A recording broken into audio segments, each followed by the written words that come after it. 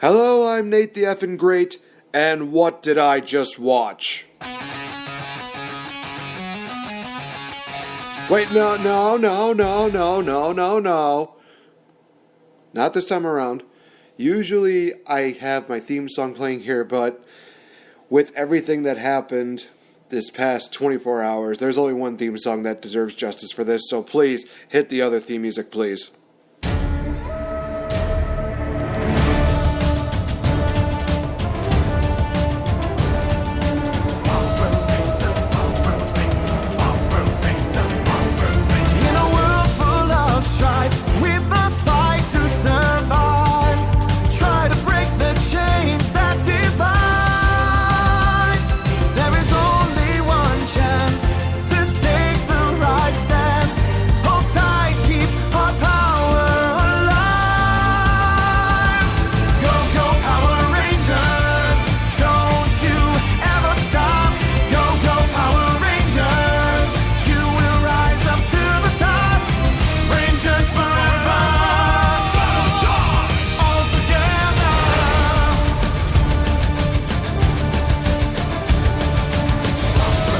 Yes, indeed, ladies and gentlemen, I am indeed your host with the most, Nate the Effin' Great here, and boy, howdy, has this 24 hours been insane. We are now just less than 7 days away from the biggest show, the Showcase of the Immortals, the big roller coaster, as far as wrestling goes, in WrestleMania this Sunday, and honestly, it's going to be a very emotional, physical and mental roller coaster, to say the least. But we're going to talk about that just a little bit later on, as well as throughout the week. But this episode is actually going to cover two things. The Power Rangers review that I got the chance to see with my fellow co-host Max Beatty last night, as well as some ideas for the post-WrestleMania show Raw and SmackDown Live. So we'll get into that in just a bit. But, of course, you guys, be sure to check out our pages, Elite Ringside Network 24/7 on Facebook, as well as our Twitter handle.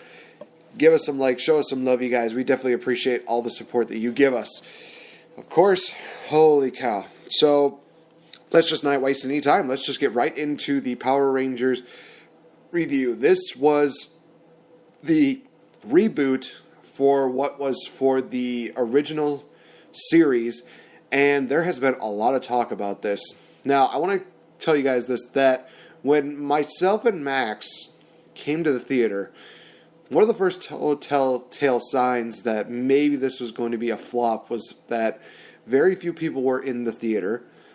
I thought, oh boy, this is not good at all. I mean, there were a lot of cars that were actually in the parking lot there, but I think that was also for Beauty and the Beast. So that definitely shows you guys how Beauty and the Beast is doing continually since last week. It's probably still raking in a lot of money. It's doing very well.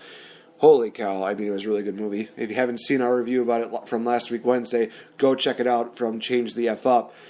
It's pretty awesome. So, Power Rangers reboot, actually, first weekend has been okay. I mean, they reached about halfway through their goal, while their budget was about $100,000.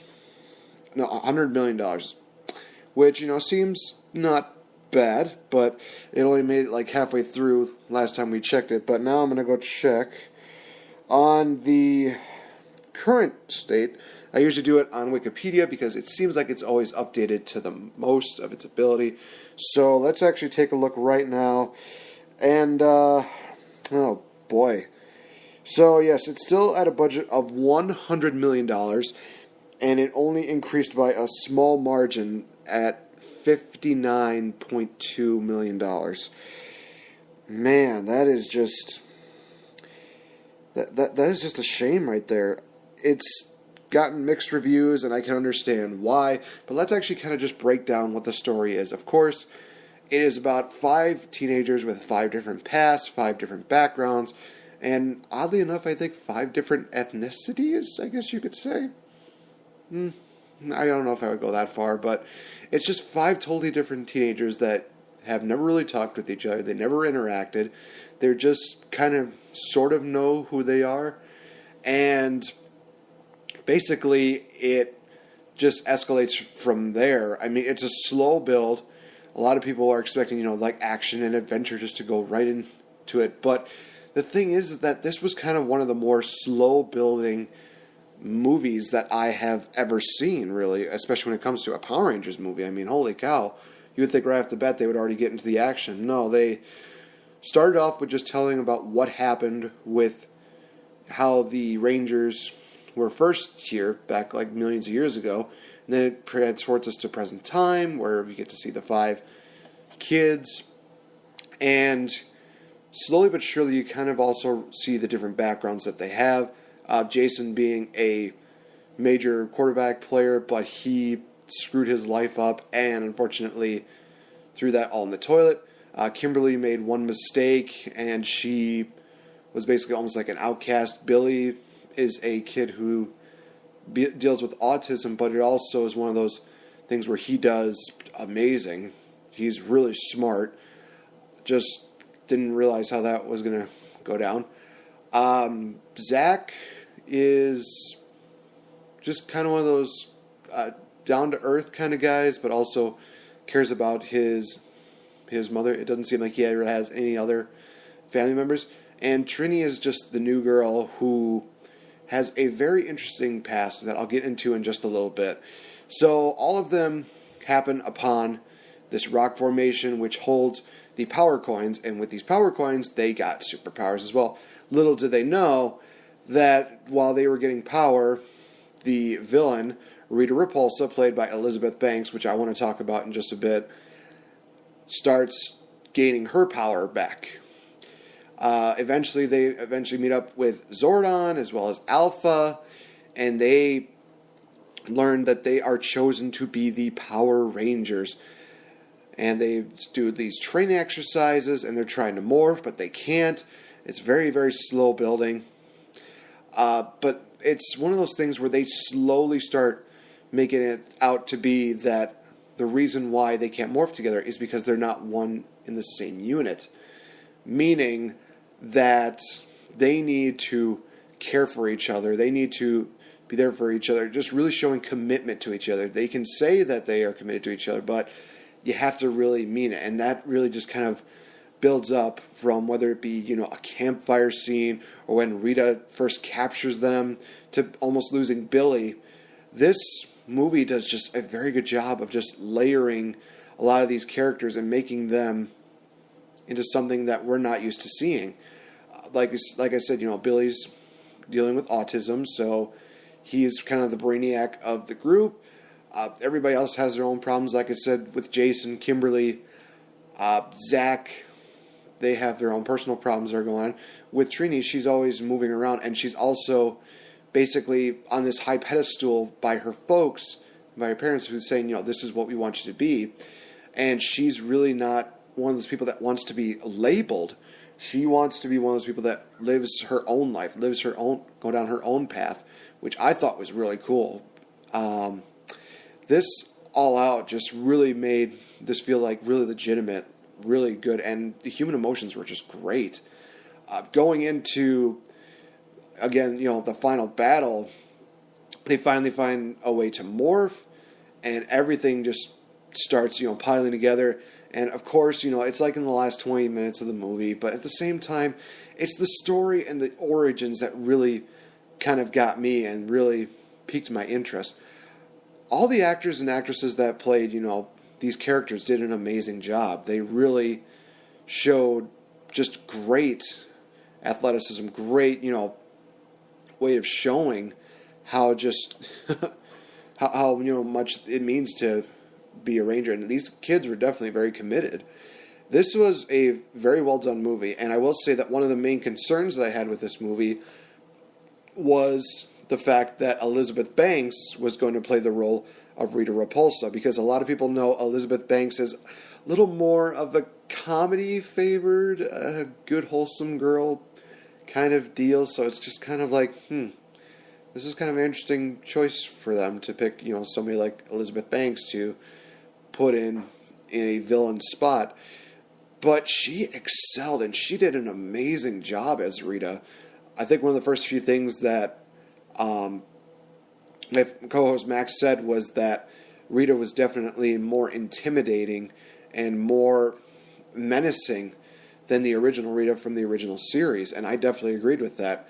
And the way that she just came off as one of these power-hungry, just looking for so much, looking for gold, to create Goldar and bring him back so they can find the Neo Crystals that apparently are what powers the Earth, I guess, or something like that. I can't remember exactly, but all in all, everything just fit perfectly. Everything connected well. There were a couple of nice little comedic spots.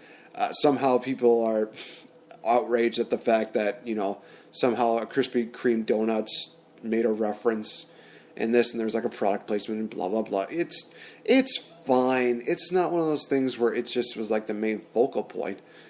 I mean, for gosh sakes, they could have done so many different things here that really could have made this movie a piece of garbage, but they didn't. They, in fact, created something amazing, and it just made you think, wow, this is modern day Power Ranger. This is awesome. All in all, like I said, this movie was great. There are a couple of comedy spots. There are a couple of great deals in which we see, great character development. All in all, just great movie. Loved every single bit of it. Loved every single minute of it. It's very hard for me to just say anything bad about this movie. Comparing it to the original series, somehow I do think that they have indeed found a way to surpass that. They found a way to create something and just hit a home run with this movie. It's great. I loved every single bit about it. The characters were very spot on. You definitely felt some originality to it, but also something new, something fresh. It just was a very fun movie to watch. And it definitely kind of, makes you look back at as a kid and think, well, this is kind of interesting. I never really noticed that. And, comparing it to this generation movie, it's just like, oh my gosh, this is amazing. Even if, we were like 13 years old, we would be still wanting to see this movie because it was very good. There was a little bit of talk earlier that I want to kind of address because halfway through the end credits, this is what gets very, very interesting, is that they were all in detention, they're, friends, and they're just having the time of life, blah, blah, blah. Next thing you know, the teacher calls on Tommy Oliver. Yeah, so there's a good chance that Tommy Oliver is going to make his first appearance in a sequel to the movie that just happened. Now, the interesting thing about it is that I think that they're still going to have to wait until, more money gets raked in. This seems like it is going to be one of those, as my co-host Max called it, a bit of a sleeper movie, I guess is what he called it. It's just one of those things where you really have to just give it a little more time, and then eventually it'll start picking up. But another interesting factor that was put into this, and somebody actually told me about this, my friend Tony on Facebook, he mentioned the rumor that was going around that there is apparently going to possibly be the possibility of the Green Ranger being a female role, which I look at and I think, that would be interesting. But I can pull up the article really quick about this because it is one of those articles that definitely kind of stands out to like, might be very interesting. So let me just take a minute.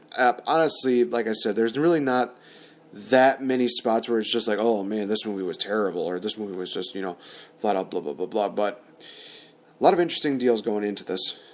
Okay.